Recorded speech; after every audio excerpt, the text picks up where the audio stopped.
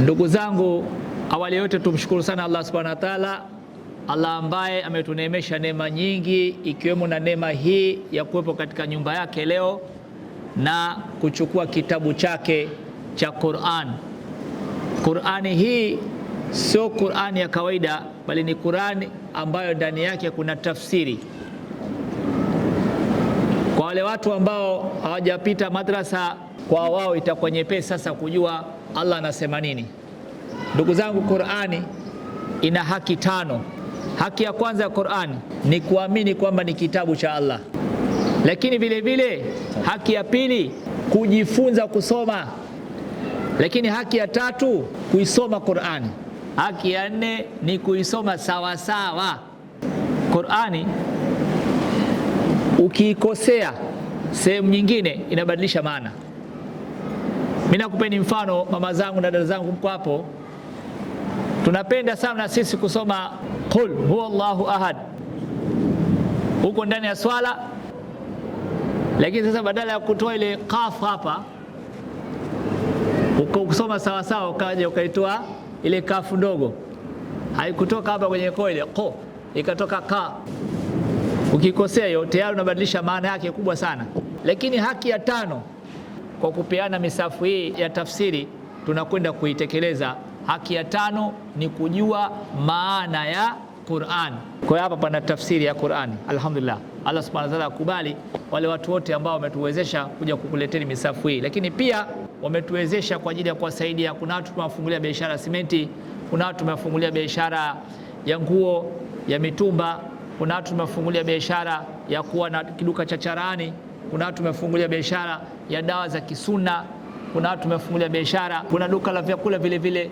Alhamdulillah, Allah subhanahu wa ta'ala kajalia katika Novemba hii tumeweza kuzifanya 2025. Alhamdulillah, naomba tutumie fursa hii kwa ajili ya kuhimizana na kukumbushana zaidi kwamba mbele yetu kuna hali ambayo inaonekana kama kuna hali fulani inataka kutokea tarehe 9 Disemba hii, namna mitandao tunavyoona. Sasa ili asije katupata kama yale tupata pale katika 29 Oktoba wakati wa uchaguzi, wanasema muumini akosei mara mbili. Tusije tukarudia tena katika makosa kama yale, alafu tukapata matatizo kama yaliyopatikana wakati ule. Kuna watu ambao wamejeruhiwa ambao hawajahusika, ni kwa sababu ya kukosea sisi, kwamba serikali imetuambia tusitoke, sisi tumetoka. Lakini kuna watu ambao vile vile wamepoteza uhai wao kwa sababu ya kukosea sisi, kwa hiyo tumeambiwa tusitoke, tukatoka. Sasa yote haya yamepatikana kutokana na yale ambayo tumeyakosea, na ili tusije tukakosea tena, sasa hivi tuwe makini. Kwanza kabisa, ili jambo sisi tusiliendekeze kwamba lipo litafanyika na nini. Sisi tuende na shughuli zetu. Serikali ikituamulia kuacha shughuli zetu, tutasimama. Serikali ikituambia tuendelee na kazi, tuendelee na kazi. Kwanza kuliacha tu. Lakini pili kubwa kabisa, sote tushirikiane katika kuomba dua, kwa sababu ndugu zangu, hatujui sisi Allah subhanahu wa ta'ala kapanga nini, na Allah subhanahu wa ta'ala anabadilisha maamuzi yake kwa kuombwa. Allah subhanahu wa ta'ala anakuwa kashapanga kadari yake, lakini anabadilisha kadari yake kwa kuombwa. Sasa hiyo 9 Disemba kaamua nini Allah subhanahu wa ta'ala, sisi hatujui, lakini tukimwomba Allah subhanahu wa ta'ala atabadilisha, naye peke yake ndio mfanyaji. Hawezi kufanya mtu yoyote chochote mpaka Allah atake. Kwa sisi imani yetu iko kwa Allah subhanahu wa ta'ala. Sisi tunaomba tutumie fursa hii kuhimizana kwa ajili ya kumwomba Allah subhanahu wa ta'ala. Allah subhanahu wa ta'ala ajalie hiyo 9 Disemba ipite salama, na zingine ambazo unazofikiria zote zipite salama, pasitokee chochote katika nchi yetu, tuendelee na kuwa na amani. Amani ni tunu yetu sisi Tanzania. Mataifa mengi yalikuwa yakipata shida yanakimbilia Tanzania. Sisi tukimbilie wapi? Sisi sasa hivi hapa tukitimwa hapa tukimbilie wapi? Tukimbie Kenya, tukimbie wapi? Huko kote huko Kenya, kila wakifanya uchaguzi panakuwa na vurugu. Kwa hiyo sisi hapa, hii amani yetu sisi tuitunze, lakini pia tuhimize vijana wetu wasiingie katika huo mkumbo, wasije wakaingia katika jambo ambalo haliwahusu. Kwa hiyo tuwahimize vijana wetu wakae na utulivu, waendelee na shughuli zao za kawaida. Lakini pia naomba tutumie vile vile kumwomba Allah subhanahu wa ta'ala kwa kumbembeleza kwa funga.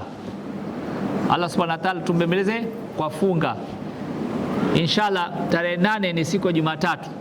Jumatatu hata hivyo ni sunna kufunga, si ndio? Sisi tufunge siku ya Jumatatu kwa ajili ya kumbembeleza Allah subhanahu wa ta'ala. Alafu tuongeze na Jumanne na Jumatano, siku tatu tufunge, tumwombe Allah subhanahu wa ta'ala atuondolee hili jambo moja kwa moja. Tutakuwa tayari inshallah.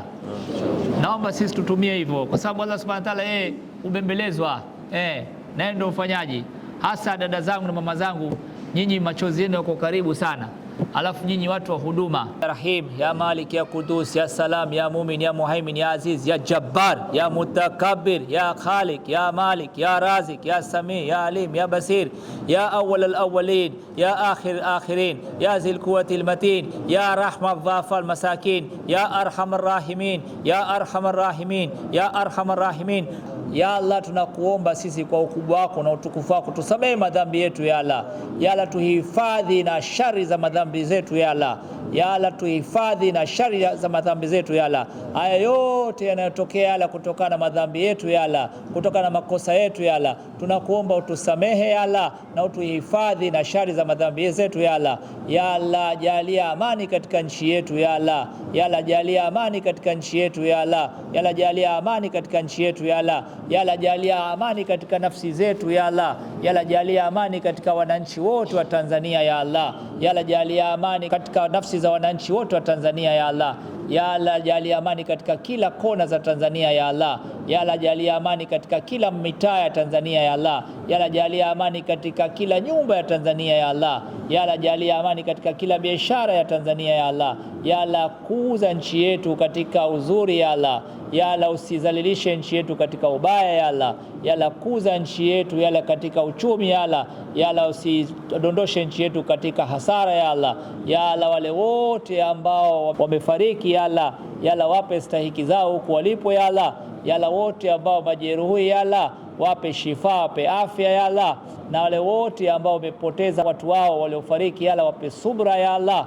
Na sisi sote ya Allah tuwezeshe tuungane ya Allah, tuwe kitu kimoja ya Allah. Tengeneza mapenzi ndani yetu ya Allah, tengeneza umoja ndani yetu ya Allah.